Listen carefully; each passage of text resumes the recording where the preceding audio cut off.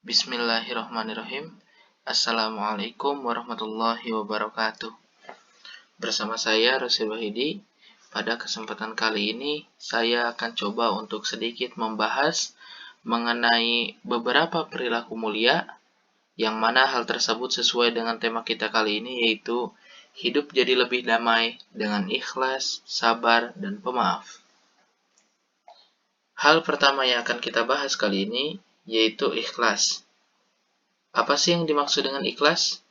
Ikhlas itu adalah perbuatan yang kita lakukan semata-mata karena Allah Subhanahu wa Ta'ala, tidak ingin dipuji oleh orang lain.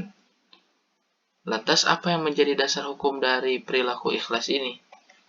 Terdapat dalam Quran Surat An-Nisa ayat 146, yang mana dijelaskan dalam Surat An-Nisa ayat 146 ini, yang dimaksud perwujudan dari ikhlas ini yaitu pertama, ikhlas dalam beribadah semata-mata karena Allah Subhanahu wa Ta'ala.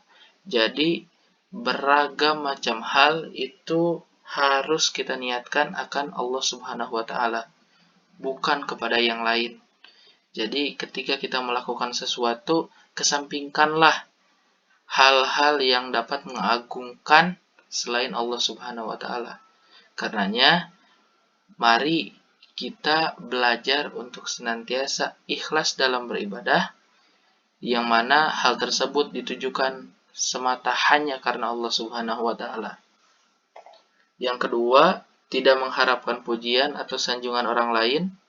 Dan yang ketiga, tidak menghitung-hitung apalagi mengungkit-ungkit kebaikan yang pernah diberikan kepada orang lain. Jadi, ketika kita ikhlas, maka kita harus mulai bisa untuk belajar tidak mengungkit kembali atas apa yang telah kita berikan kepada orang lain. Jangan sampai segala sesuatu yang telah kita berikan kepada orang lain justru kita ungkit kembali di kemudian hari. Karenanya, pengamalan ikhlas ini jauh dari kata mudah. Karenanya, sebagai seorang muslim tentu meluruskan niat kita semata-mata hanya karena Allah Subhanahu wa Ta'ala itu akan menjadi penting. Karena ketika segala perbuatan dilandasi dengan ikhlas, maka segala sesuatunya akan terasa lebih ringan. Lalu yang selanjutnya ada sabar. Apa sih yang dimaksud dengan sabar? Sabar itu adalah perilaku menahan atau mengendalikan segala emosi. Apa dasar hukumnya? Yaitu Quran Surat Al-Baqarah ayat 153. Nah, di dalam Quran Surat Al-Baqarah ayat 153 ini dijelaskan mengenai pengamalan dari sabar ini. Yang pertama, kita sebagai seorang muslim harus sabar dalam menjalankan perintah Allah Subhanahu wa Ta'ala, sebagaimana yang telah dicontohkan oleh Nabi Ibrahim dan juga Nabi Ismail ketika hendak melakukan proses yang kita kenal pada saat ini itu dengan istilah berkurban seperti itu.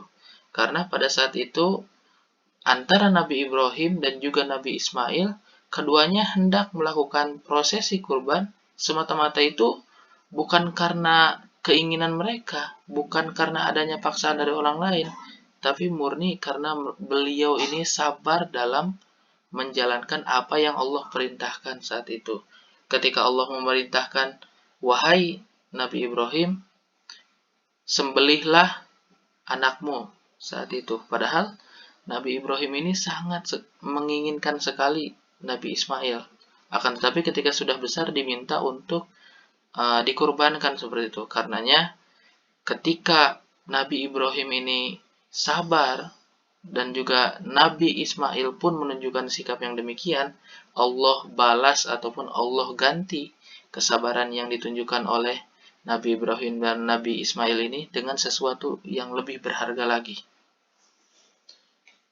Lalu yang selanjutnya adalah sabar dalam menjauhi maksiat atau meninggalkan larangan Allah Subhanahu wa taala.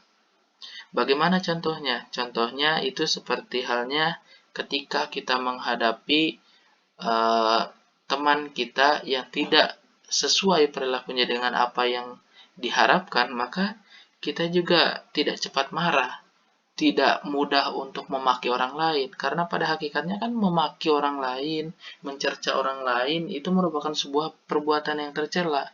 Karenanya kita harus sabar dalam menjauhi perilaku maksiat seperti itu. Lalu yang terakhir adalah sabar dalam menerima dan menghadapi musibah. Jadi ketika kita sedang diterjang oleh musibah, kita sedang menerima hal-hal yang tidak kita inginkan, maka kita harus senantiasa sabar, tidak boleh putus asa, apalagi kita menyalahkan Tuhan, menyalahkan Allah Subhanahu wa taala. Oleh karena itu, selain ikhlas, sabar pun merupakan sebuah sifat yang kita harus mulai tanam, harus kita pelajari. Memang sulit, akan tetapi apabila kita perlahan untuk terus mempelajari, insya Allah dalam menjalankannya kita akan diberikan kemudahan. Lalu setelah ikhlas dan sabar, kita akan membahas ke bab yang satu lagi, yaitu mengenai pemaaf. Apa sih yang dimaksud dengan pemaaf ini? Pemaaf adalah orang yang memberi maaf kepada siapapun yang telah menyakiti ataupun menzalimi kepada dirinya. Jadi ini merupakan salah satu perangai yang mesti dimiliki juga oleh seorang muslim. Apa dasar hukumnya? Dasar hukumnya adalah Quran Surat Al-Imran ayat 134. Adapun pengamalan-pengamalan dari seorang pemaaf adalah yang pertama, memberikan maaf dengan ikhlas kepada orang yang meminta maaf. Jadi, ketika memang kita memiliki sifat pemaaf ini, maka sudah sepantasnya kita memberikan maaf secara ikhlas tanpa paksaan kepada orang yang memang secara tulus meminta maaf kepada kita. Lalu yang selanjutnya, meminta maaf atas kesalahan yang diperbuat.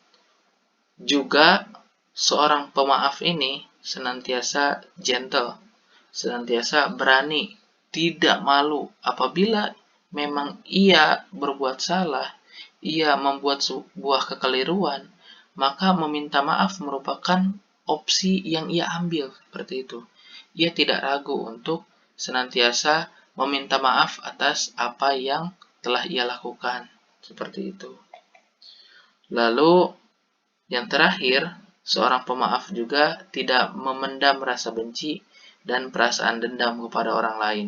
Jadi jangan sampai sebagai seorang yang pemaaf ini dimaafkan orang yang telah berbuat salah, akan tetapi orang tersebut, si orang yang memiliki jiwa pemaaf ini, jangan sampai ada sedikit pun memendam rasa benci seperti itu.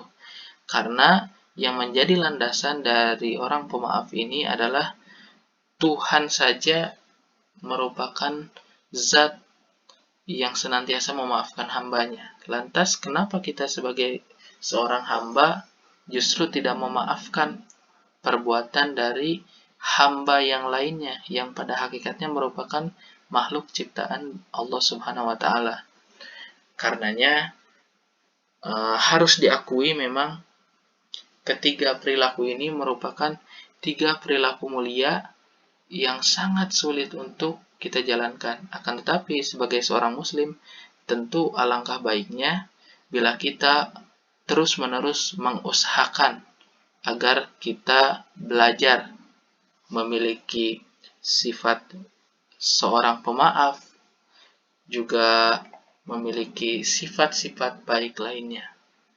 Itu saja yang bisa saya sampaikan. Mohon maaf atas segala kekurangan. Wassalamualaikum warahmatullahi wabarakatuh.